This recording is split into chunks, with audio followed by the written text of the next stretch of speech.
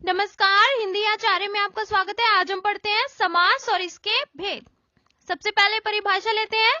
दो या दो से अधिक शब्दों से मिलकर बना हुआ एक नया और सार्थक शब्द समास कहलाता है। समास का अर्थ होता है संक्षिप्तीकरण। समास में दो शब्द होते हैं, एक तो पहला पद जिसको हम पूर्व पद कहते हैं और दूसरा पद जिसको हम उत्तर पद कहते हैं। अर्थात समास का अर्थ है कि संक्षिप्त करना। उदाहरण देखते हैं, जैसे कि रसोई घर। इसमें रसोई पूर्व पद है और घर उत्तर पद है। इन दोनों को जोड़ने से रसोई घर एक नया और सार्थक शब्द बना और यह संक्षिप्तीकरण भी हुआ। समास के भेद लेते हैं अभी हम। सबसे पहला समास का भेद है अव्ययी भाव समास। जिस समास का पहला पद अव्यय हो और वही प्रधान भी हो उसे हम अव्ययी भाव समास कहते हैं। अव्यय यानी कि ऐसा शब्द जो कि बदलता ना हो, लिंग वचन आदि के अनुसार बदलता ना हो, वैसे ही रहता। उदाहरण के लिए आजीवन। इसमें जीवन भर यानी कि इसमें आ अव्यय है, इसलिए आ ये अव्ययी भाव समास हुआ। इसी तरह से यथा विधि, विधि के अनुसार, यथा शक्ति, शक्ति के अनुसार। इसमें यथा जो है वह अव्यय है, तो यह कौन सा समास हुआ? यह अव्ययी भाव समास हुआ। इसी तरह से प्रतिदिन यानी कि प्रत्येक दिन, यथाक्रम यानी कि क्रम के अनुसार। इसमें प्रति और यथा अव्यय है, तो इनसे जो समास बना वो बना अव्ययी भाव समास।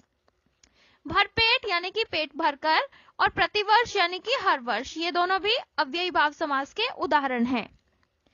ऐसे ही हर रोज यानी कि रोज रोज, यथा सामर्थ्य यानी कि सामर्थ्य के अनुसार, ये भी अव्ययी भाव समास के उदाहरण हैं। अब हम देखते हैं तत्पुरुष समास। जिस समास का उत्तर पद प्रधान हो यानी कि पीछे वाला जो पद है वह प्रधान है और पूर्व वाला जो पद है वह गौण है, उसे हम तत्पुरुष समास कहते हैं। इसका उदाहरण देखते हैं, जैसे कि देशभक्ति, देश के लिए भक्ति। ग्रंथकार, ग्रंथ को करने वाला, ये तत्पुरुष समास है। इसी तरह से पाठशाला, पाठ के लिए शाला। उसी तरह से देश निकाला, देश से निकाला। आकाशवाणी, आकाश से आई हुई वाणी। पवन पुत्र, पवन का पुत्र, ये सब तत्पुरुष समास के उदाहरण हैं।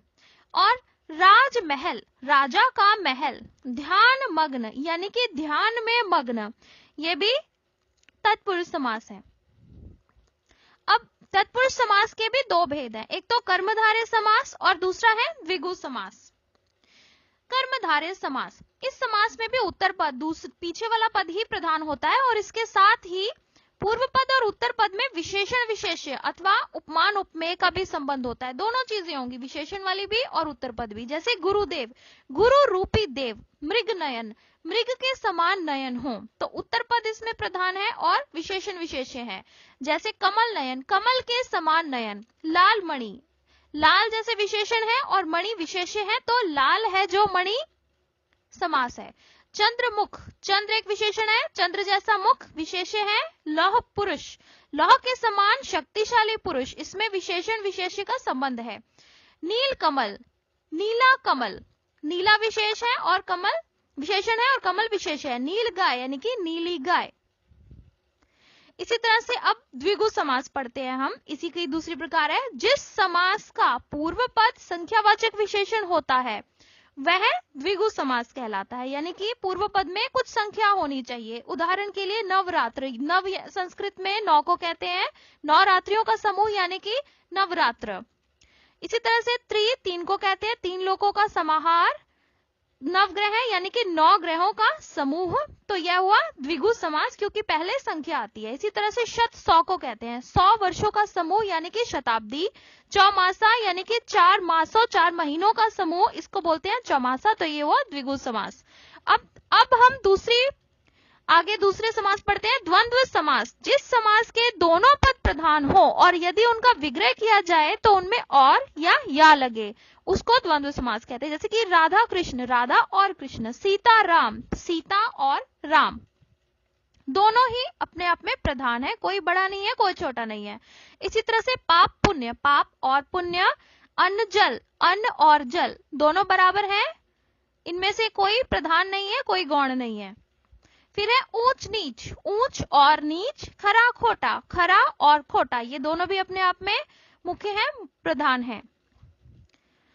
और फिर दूसरी प्रकार का समास है बहुव्रीहि समास, जिस समास के दोनों पद ही अप्रधान हो और उनके अर्थ के अतिरिक्त कोई और सांकेतिक अर्थ प्रधान बन जाता है, उसे हम बहुव्रीहि समास कहते हैं। उदाहरण के लिए दशानन, अगर हम इसका विग्रह करेंगे तो इसका अर्थ होना चाहिए कि जिसके 10 यानी कि 10 मुख हो, परंतु इसका सांकेतिक अर्थ क्या होता है? रावण। रावण को हम दशानन कहते हैं। इसी तरह से नीलकंठ लेते हैं। नीलकंठ का अगर हम विग्रह करेंगे तो पता चलता है कि नीला कंठ यानी कि नीली गर्दन हो जिसकी, लेकिन इसका सांकेतिक अर्थ है भगवान शिव का नाम है ये।